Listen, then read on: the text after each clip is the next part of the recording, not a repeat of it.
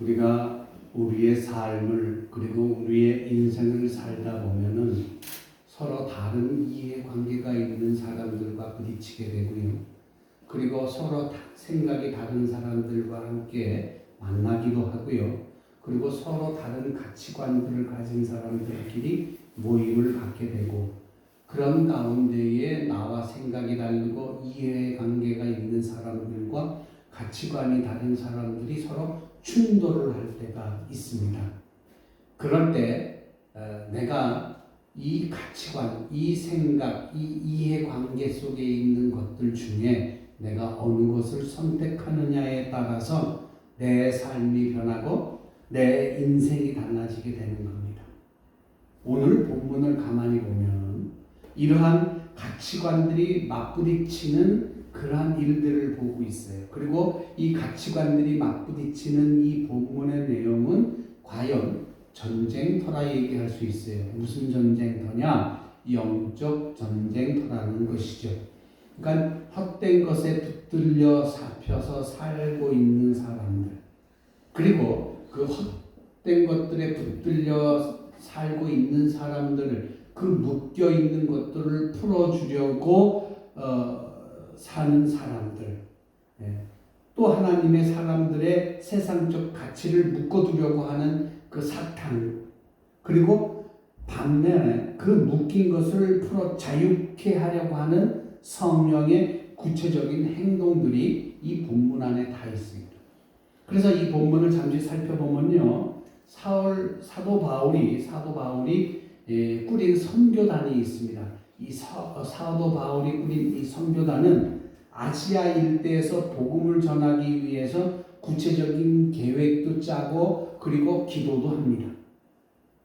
그런데 어느 날 이런 계획과 기도를 다 끝나고 잠이 들었는데 그 꿈속에서 무엇이 나타나면 아주 큰 키를 가진 사람들, 그리고 큰 코와 노랑머리를 한 유럽인들이 나타나요. 그러고 나서 사도 바울 선생님에게 뭐라고 얘기하냐면, 우리 유럽으로 건너와서 우리를 조금 도와주세요. 우리를 좀 도와주세요. 라고 하는 거예요. 근데 그 모습이 너무나도 애절하고 그 손짓이 너무나도 그냥 안타까운 거예요. 그래서 사도 바울 일행은 이 꿈 얘기를 서로가 나누면서, 이건 성령이 우리에게 보여주신 환상이다. 그리고 이거는 성령의 음성이다.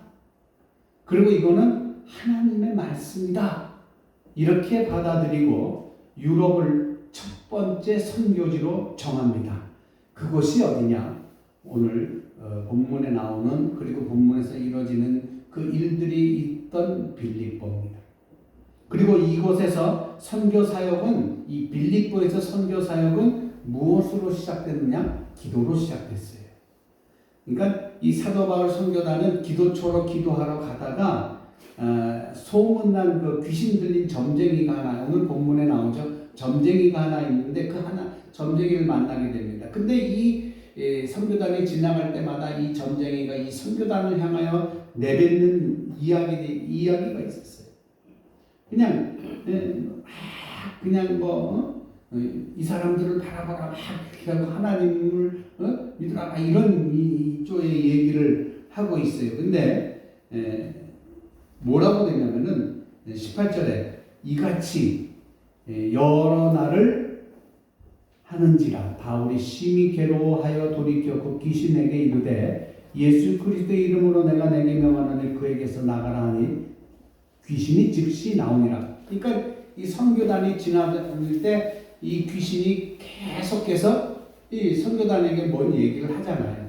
그 얘기를 듣고 안타까웠던 거예요. 사실은 사도 바울이 얼마나 안타까웠으면은 그 귀신에게 묶여 사는 그 사람 안에서 귀신이 나오라고 명합니다.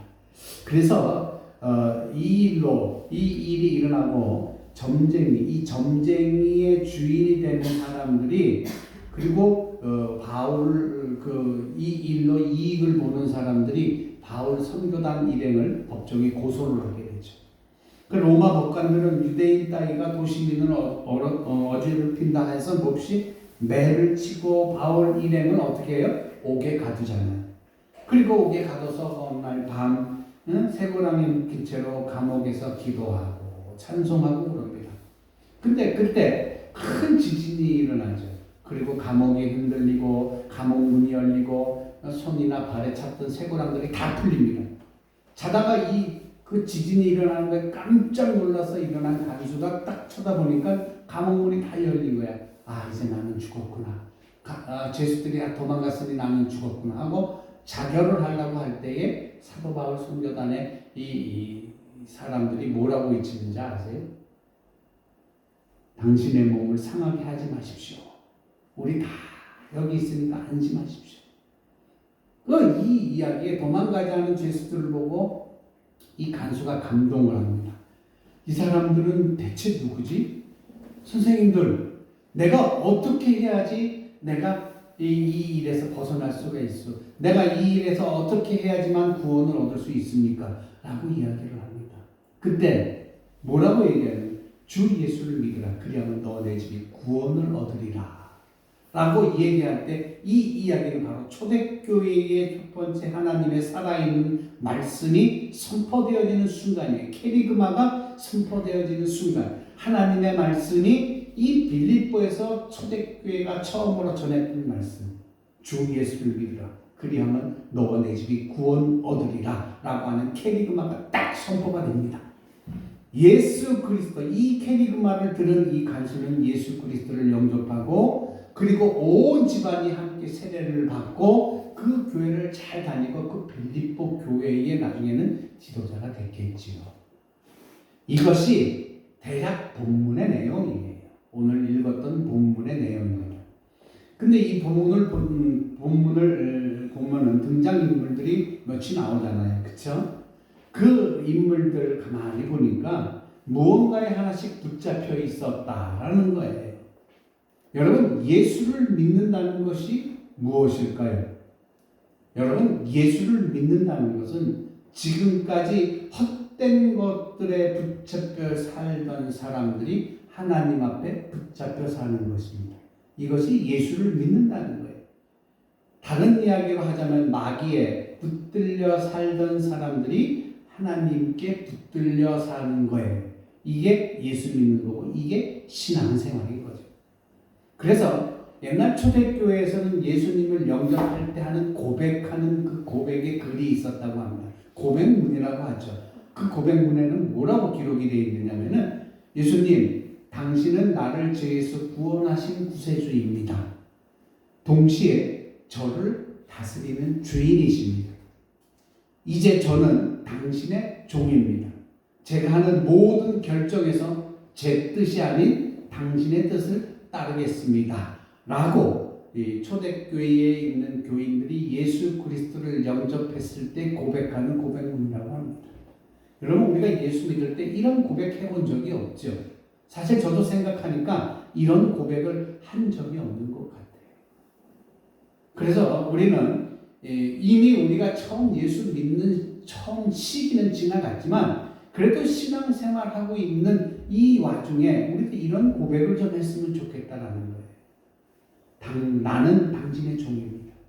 제가 하는 모든 결정에서 내 뜻이 아니라 당신의 뜻을 따르겠습니다라고 하는 고백. 이 고백이 오늘날 신앙생활을 하는 저와 여러분과 그리고 이 땅 위에 있는 모든 그리스도인들이 이 초대교회 교인들이 예수 그리스도를 영접하는 과정에서 고백되어진 내용 가운데 이 내용을 함께 고백했으면 좋겠다라는 거예요. 성경 안에서 보면 하나님의 아들이 된다, 그리고 하나님의 종이 된다 라고 하는 말들이 굉장히 많이 나와요. 그런데 이 두 개의 말은 서로가 일맥상통해요. 같은 뜻으로 쓰여집니다. 붙잡힌 사람들, 즉 종하고 그 다음에 백성하고 아들 된다는 거 같은 뜻이잖아요. 그런데 이 종의 의미를 이해하려면 이때 당시 사도 바울이 살던 로마 제국 시대의 노예 제도와 그 다음에 종의 개념을 잠깐 우리가 알 필요는 있어요. 종의 개념. 먼저 종은요, 자기 뜻이 없어요. 그러니까 결정권이 없다라는 거예요. 시키면 시키는 대로 해야 돼요. 주인의 판단과 주인의 뜻을 따라서 해야 되는 거예요, 종은. 그리고 종은 자기 목소리가 없어요. 자기 말이 없어요. 종의 말이란 되게 주인의 말에 지시하고 따르는 그것밖에 없어요. 주인이 시킨 것밖에 없어요. 내가 뭐라고 주인에게 반문할 수는 없는 거예요. 그리고 종은 자기 재산이 없어요. 이 종이 쓰고 관리하는 모든 것은 주인의 것이에요. 그래서 이때 당시에 그 각 집마다 집사라고 하는 사람들이 꼭 있었어요. 그 집사라고 하는 것은 지금 우리 교회 안에서 쓰여지는 단어인 집사와는 개념이 조금 달랐어요. 그 집사는 뭐냐면은 그 집에 있는 모든 재산을 관리하고 그리고 수입하고 지출하는 것을 결정하는 거예요. 그래서 그걸 주인에게 보고하는 위치예요. 그래서 이 집사가 되려면은 주인이 어간해서 믿지 않는 사람들은 이것을 맡기지를 않았었어요. 자, 종은요, 그 종 자기 몸까지 자기 몸이 아니었어요. 종의 몸은 주인의 몸이었었어요. 그래서 주인은 이 종을 물건처럼 사고 팔 수가 있었던 거예요. 하다가 좀 필요가 없으면, 넌 일도 못해, 나 팔아버릴래. 팔 수도 있어요. 그러니까 좋은 종이, 튼튼한 종이 나타나면 종을 살 수도 있었어요. 그러니까 종은 자기 몸은 자기 거 아니라는 거죠.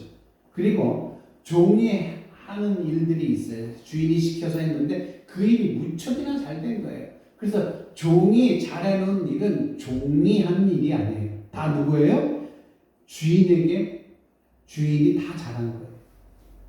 아무리 위대한 일, 훌륭한 일을 했다 하더라도 종이 해놓은 일은 자기 것이 아니라 주인의 것이라는 거죠.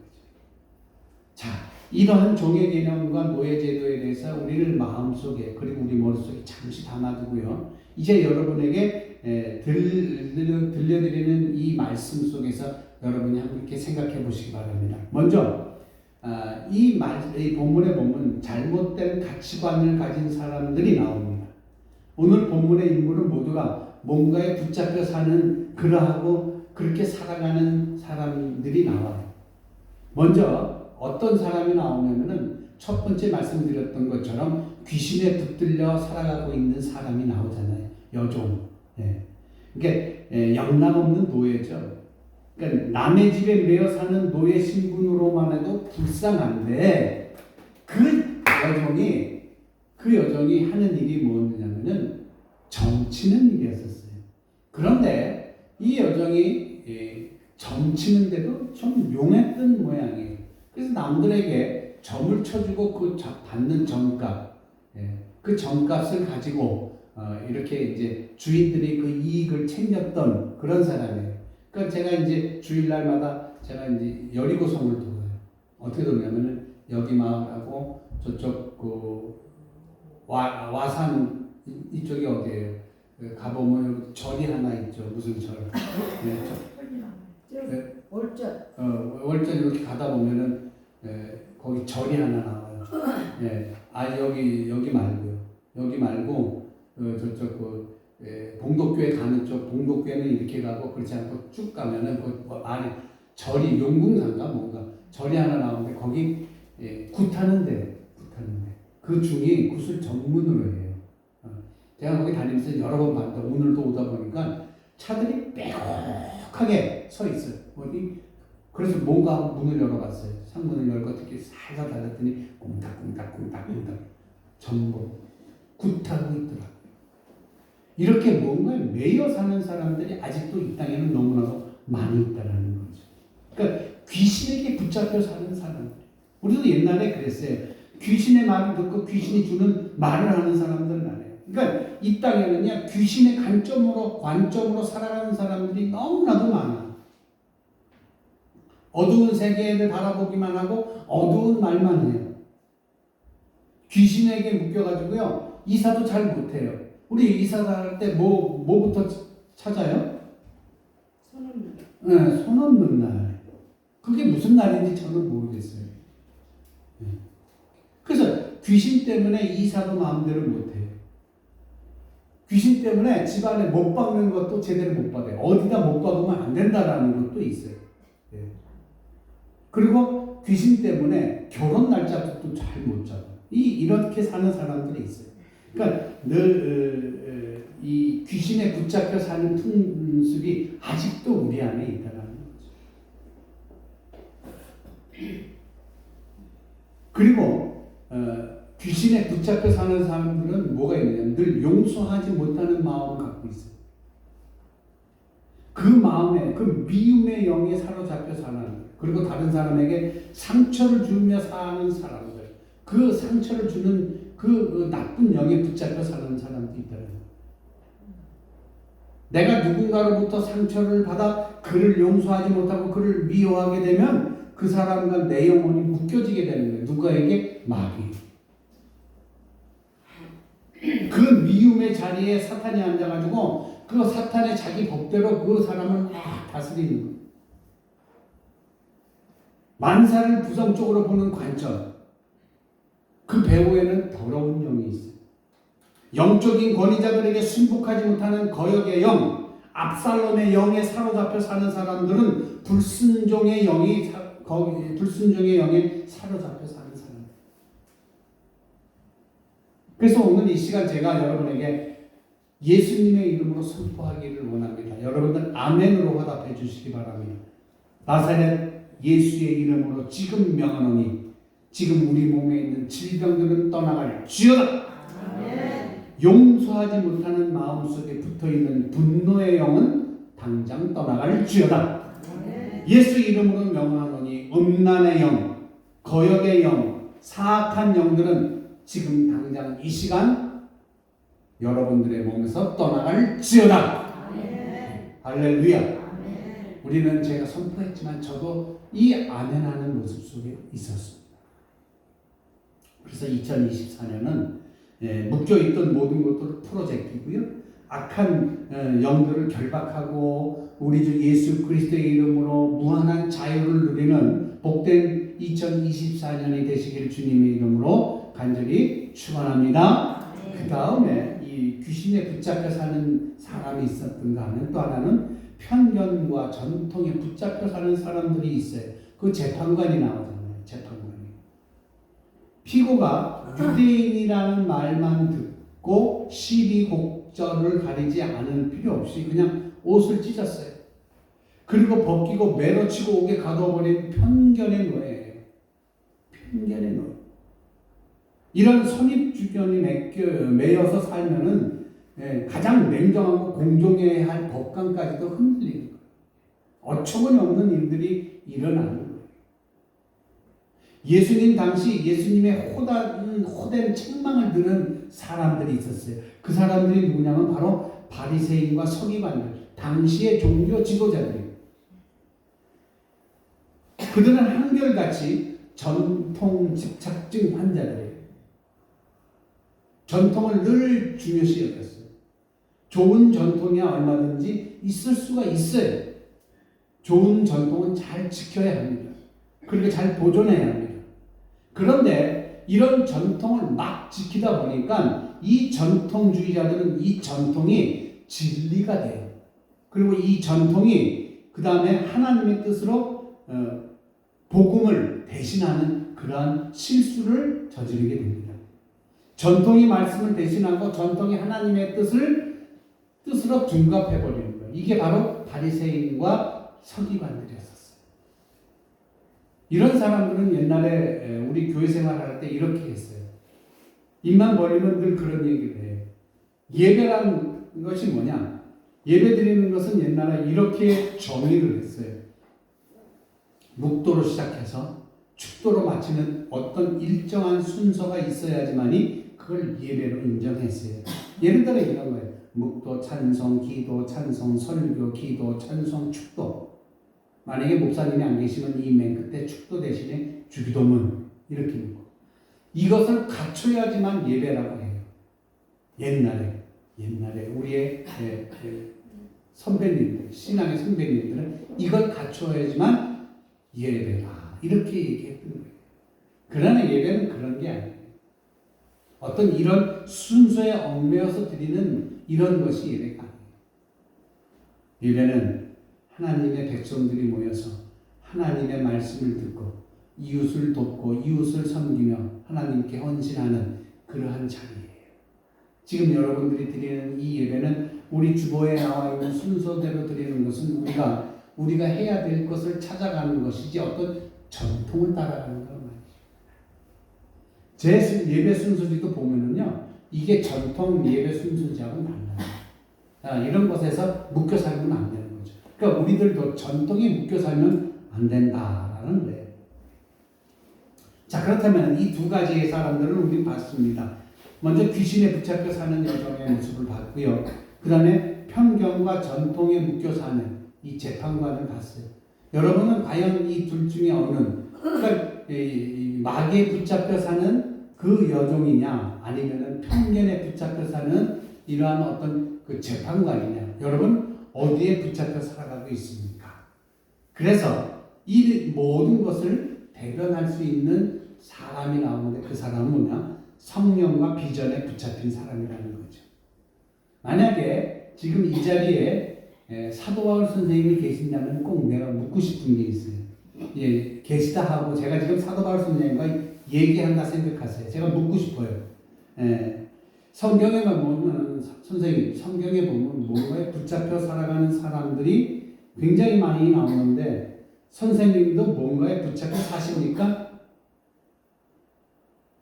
그러니까 헛된 곳에 붙잡혀 살아가는 사람이나 사도 바울 선생님이나 서로 피장파장 아닐까요? 이렇게 제가 물었어요. 그랬더니 사도 바울 선생님이 옆에서 뭐라고 말씀하냐? 아닐세. 신앙이란 붙잡히지 말아야 할 것들을 풀어헤치는 게 신앙일세. 붙잡혀야 할 것에 제대로 붙잡히는 게 신앙일세. 이렇게 대답합니다. 저는 뭐 이렇게 붙잡혀 사나 저렇게 붙잡혀 사나 서로 붙잡혀 사는 것이 그게 그거 아니에요? 물었던 거예요. 그랬더니 아니라 신앙이라는 것은 붙잡히지 말아야 될 것을 풀어헤치는 것이고 그 다음에 붙잡혀야 할 것에 제대로 붙잡히는 거다라고 대답을 해주신 거예요. 그래서 제가 또 물었어요. 그렇다면 선생님 위치 정도가 된다면 얼마든지 편하고 좋은 곳에서 목회하고 전도하실 수도 있을 텐데 왜 하필이면 핍박이 심한 빌립보에서 오셔서 고생을 하십니까? 저는 이렇게 물을 거예요. 그랬더니 빌립보 선생님이 이렇게 얘기하십니다. 나도 처음에는 빌립보 갈 생각이 없었어. 좀 더 편한 아시아에서 일하기를 원했지. 근데 성령님이 허락지 않으셨어. 비두니아에 찾아가 복음을 전하기를 원했지만 성령께서 허락하지 않으셨어. 드로에 가서 기도하는 중에 내가 환상을 봤는데 독사의 입으로 빨려 들어가는 개구리의 비명처럼 처참한 부르짖음 속에 있는 그 환상이 나처럼 보였어. 나는 성령에 사로잡힌 사람이야. 비전에 붙잡힌 사람이 있어요. 하나님의 사람이 어떤 사람이냐? 성령의 사람이 하나님의 사람이다. 비전에 사로잡혀 사는 사람이 하나님의 사람이라는 거죠. 나는 성령의 가치관과 비전의 가치관에 사로잡힌 사람이지. 그래서 편한 곳이 아닌 핍박이 심한 곳, 하나님의 뜻대로 이곳에 왔어라고 얘기하는 거예요. 여러분, 성령의 도가니 속에서 물렁물렁하여진 사람만이 하나님의 도구가 될 수 있어요. 그러니까 성령으로 인해서 물렁해진 사람, 성령에 의해 지배받는 사람, 성령에 붙들린 사람만이 성령의 사역자가 될 수 있는 거예요. 비전에 붙잡힌 사람만이 성령의 일을 감당할 수가 있어요. 비전도 없는데 어떻게 성령께서 주시는 일을 감당할 수 있겠어요? 아니에요. 성령 충만한 생활을 하는 사람이 비전이 있고 그 비전을 감당할 수 있는 사람이 되는 거예요. 여러분의 신앙의 상태가 지금 어떻습니까? 성령으로 충만해 있습니까? 아니면 성령이라는 단어 자체가 여러분 가슴속에 소멸되어져 있습니까? 오늘 제목과 같이 성령과 말씀에 붙잡혀 살자고 했는데 여기에서 성령이 사라지면 여러분 사실 수 있겠어요? 그래서 제가 두 번째로 물었어요. 빌립보에 온 것까지는 그렇다 치고 악기에 붙잡힌 여종 하나 못 본 채 했다고 해서 누가 책잡을 그런 사람도 없습니다. 그 귀신 들린 여종 하나 고쳐주었다고 누가 표창 주는 것도 아닌데 그냥 복음이나 전하면 될 것이지 왜 긁어 부스럼을 만드십니까? 이 이야기는 옥에 들어간 거에 대한 물음이에요. 제 물음이에요. 그랬더니 사도 바울 선생님이 18절 오늘 본문 18절처럼 대답을 하셨어요. 나도 그 일로 심히 괴로웠다네.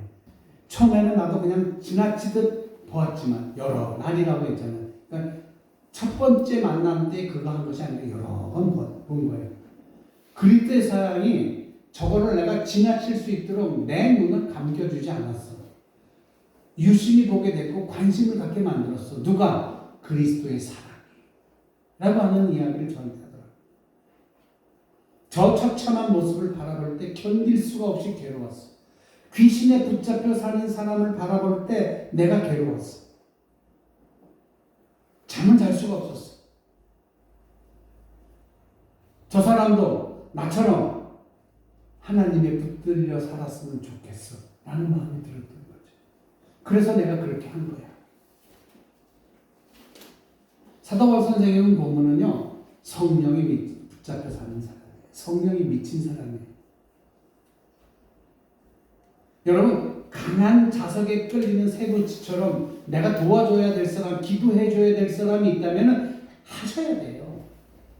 사도 바울 선생님이 이 정치는 이 귀신 들린 이 여종 하나를 보고 지나칠 수 없었던 것처럼 내가 누구를 위해서 기도해야 되겠다 강한 자석에 끌리는 것처럼 그 사람에게 끌리면 분명 기도해줘야 돼.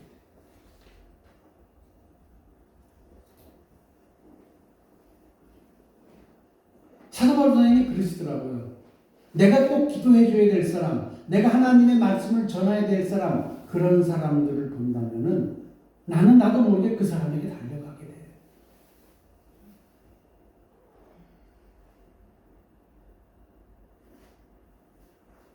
나는 하나님의 가치관 안에서, 성령의 가치관 안에서, 사랑의 가치관 안에서 붙들려 사는 사람이어서 예수가 주신 그 예수 사랑에 나는 미쳐서 사는 사람이에요. 그러니까 하나님의 사랑에 붙들려서 사는 미친 사람이야. 하나님의 사랑에 미친 사람이야. 그래서 나는 갈 수밖에 없었어라고 얘기하더라고요. 그래서 제가 또 궁금한 게 있어서 또 이렇게 물었지 않겠습니까? 한 가지만 더 물어보고 싶다. 복음을 전하는 거야. 선생님의 일이니까 그렇다 치고 좀 쉬면서 하면 안 돼요. 좀 쉬어가면서 밤도 없고 낮도 없고 풍랑도 없고 파도도 없고 감옥도 없었어요. 그냥 혼자 있을 때 그냥 사람 앞에 나서서 가정에서나 성전에서나 그렇게 미친 듯이 복음을 전하는 이유가 뭐예요? 그냥 쉬엄쉬엄 하면 안 돼요? 제가 여기에 이 설교를 준비하면서 무너졌어요. 이복의 강목사. 나도 매를 맞으면 아파. 밤잠을 자지 못하면 나도 피곤해. 그 다음날 졸려. 나도 먹지 못하면 배가 고파.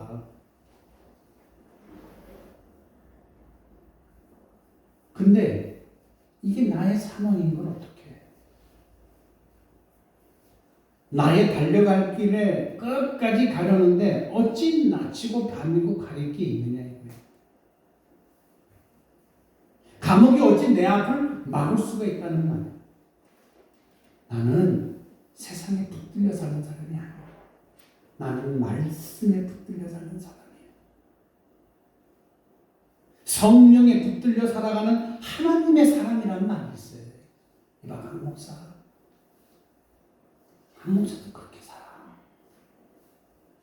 이 말을 듣는데 가슴이 갑자기 막 무슨 먹먹해지는 거예요. 이 사도 바울 선생님이 하신 이야기 그냥 평범하게 한 얘기예요. 나도 매를 맞으면 아파. 나도 굶으면 아파. 나도 잠을 안 자면 졸려 피곤해. 그런데 나를 봐봐. 나는 어떤 사람이냐? 나는 성령에 붙잡혀 사는 사람이야. 하나님의 사랑에 미쳐서 사는 사람이야. 하나님의 주신 그 복음에 미쳐 사는 사람인데 내가 밤이나 낮이나 그 가릴 것이 무엇이 있어? 그래서 하는 거야 라고 하는데 너무 이 설교를 준비하는데 여러분 지난 주간에는요 제가 제 아내하고 또 오래간만에 집안에서 소리 지르면서 기뻐한 일이 있었어요. 그게 뭐냐면은 요즘 아시안컵 축구 하잖아요. 그 축구에서 호주하고 경기하는 걸 보고 한 골씩 넣을 때마다 서로 부둥켜 안고 좋아가지고 와 소리 지르고 막 그랬어요. 그런데 나중에 보니까 이 손흥민이 인터뷰하는 내용이 와요. 나라를 대표해서 경기를 하는데 아픈 거 그거 다 핑계다. 힘든 거 그거 다 핑계다. 응? 오직 나는 우승만을 위해 달려. 우리는 우승만을 위해 달려가겠다. 라는 이야기 인터뷰 내용이 다 인터넷에 뜨더라고요. 맞아요. 내가 하나님에 미쳐 사는 사람인데, 내가 하나님의 사람인데, 내가 이 세상을 살아갈 때 하나님의 복음에 미쳐 사는 사람인데, 내가 어찌 안 할 수 있어? 라고 했던 사도 바울 선생님의 그 대답이 제 마음을 두드렸어요. 붙잡혔다라고 하는 이 이야기는 원문에 뭐라고 되어 있느냐면요, 압착됐다라는 얘기예요. 뭔가 강한 힘이 짓눌러서 툭툭 터진다는 얘기예요. 여러분 옛날에 그렇고 지금도 그렇고 참기름 짜는 거 한번 보니까 참깨를 들들 볶으죠. 그리고 보자기에 싸서 큰 절구통에 집어넣어요. 그리고 짓눌러요. 그러면 그 참깨들이 그 압착을 이기지 못해서 짓눌려서 으깨져서 그냥 그때 기름이 쭉 빠져나오잖아요. 이렇게 살아야 돼요. 성령의 무게가 나를 짓누를 때, 하나님의 말씀의 무게가 나를 짓누를 때, 나를 압착할 때, 환상이 나를 사로잡을 때, 주의 은혜가 나를 감동하고 나를 압착할 때, 그 뜨거운 손발을 벌리고 달려가는 것, 이것이 바로 성령에 붙들려 사는 사람들이라는 거예요. 할렐루야! 이렇게 살아요. 그래서 금년 2024년은 저와 여러분이 좀 제대로 붙잡혀 살고 싶어요. 그렇지 않아요? 10대 때는 사랑에 붙잡혀 살고, 20대는 인기와 야망에 붙잡혀 살고, 30대는 사업과 일에 붙잡혀 살고, 40대는 소유와 정욕에 붙잡히고, 50대는 권세에 붙잡혀 산다. 이렇게 얘기했어요. 여러분, 큰 소리 내서 이 세계를 위해서 기도할 수 있습니까? 아니, 세계까지 모아더라도 여러분들의 자녀를 위해서 큰 소리로 기도할 수 있어요? 아직도 하나님을 모르는 여러분 자녀를 위해 큰 소리로 기도할 수 있느냐 이거죠. 못하시죠? 누가 들을까봐. 우리 교회를 안고 크게 찬양할 수 있어요?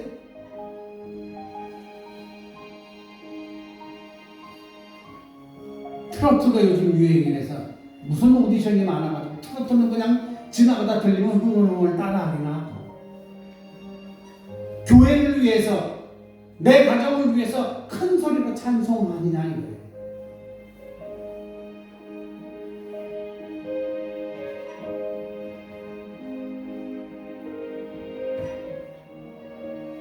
한 가지만 예를 들고 하고 말씀하실게요. 어떤 중국 사람이 84세 먹은 그 중국 분이 계셨어. 어르신 분이 86세. 그러니까 마닐라, 옛날 필리핀 마닐라에서 있었던 세계 교회 지도자들이 모인 그 로잔 대회에서 이 사람은 이제 고별하는데 중국에서 18년간 옥살이를 했대요. 중국은 이 종교가 허락되어져 있지만 자기들이 원하 해놓은 그 교회만 다녀요. 그 중에 14년을 옥살이하면서 이 인분 치우는, 소위 말하는 동통에서 일을 했다고 합니다. 그런데 이 86세 할아버지가 건강한 모습으로 세계 지도자들 앞에서 그동안에 있었던 일을 조목조목 얘기했어. 어떻게 지금까지 어르신은 그렇게 할 수 있었는지를 얘기합니다. 자, 내가 하나님을 믿을 수 있고 하나님을 찬송할 수 있는 것이 내가 인분을 치우는 그 일을 했기 때문입니다. 라고 얘기해요. 첫째, 그 인분 치우는 일에 그곳에는 냄새나서 그 누구도 오려 하지 않는다는 거예요. 간수도 오지 않아. 그래서 그때 나는 큰 소리로 기도하고 큰 소리로 찬양을 했어요. 그곳에는 코를 콕콕 찌르는 아주 더러운 냄새들이 심한 악취들이 풍겨나는 그곳에 있었어요. 누가 올 리가 있어요? 그 이 할아버지는 그곳에서 아무도 오지 않으니까 얼마나 좋아요. 그곳에서 큰 소리로 기도하고 큰 소리로 찬양했다는 거예요.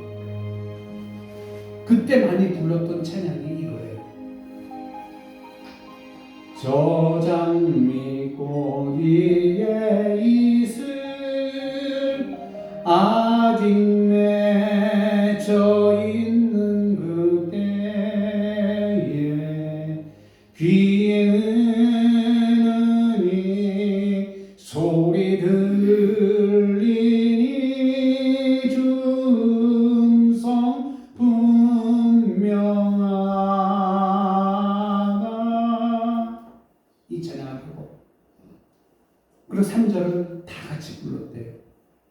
밤 깊도록 동산 안에 주와 함께 있으려 하나 괴로운 세상에 할 일 많아서 날 바라며 나신다. 이 86세 할아버지는 그렇게 홍동에서 그 인분 구동에서 찬송하고 기도하고 숙소로 들어와서 숙소에 있는 사람들한테 복음을 전했다는 거예요. 자, 이 복음에 사로잡혀 사는 사람, 이 복음의 기쁨 그 누구도 감옥에 가두지 못합니다. 여러분, 지금 여러분을 묶고 있는 그 가치관, 헛된 가치관, 썩어질 것들, 허황된 것들 이 시간 주님의 이름으로 다 헐어보시길 주의 이름으로 축원합니다. 뜨거운 성령의 불로 여러분을 묶고 있는 그 모든 것들을 그 가치관들을 세상적 가치관을 성령의 불로 다 태우시길 주의 이름으로 축원합니다. 자, 주님께서 우리에게 거는 그 커다란 기대가 있어요. 그 영광스러운 가치관을 가지고요. 성령에 붙들린 사람, 말씀에 사로잡힌 사람, 주의 은혜에 감동되어 살아가는 사람, 사명에 붙들려 살아가는 사람, 그러한 복된 교회와 성도 되기를 주의 이름으로 간절히 축원합니다.